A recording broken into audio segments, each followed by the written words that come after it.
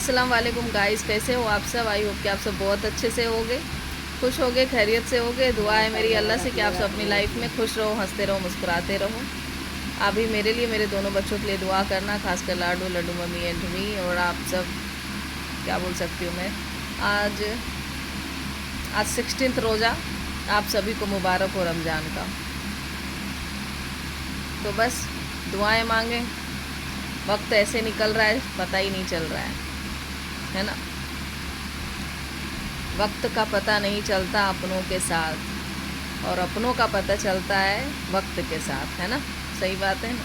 मुझे भी पता चल गया बहुत सारे लोगों की फितरतन, कौन अपना कौन पराया।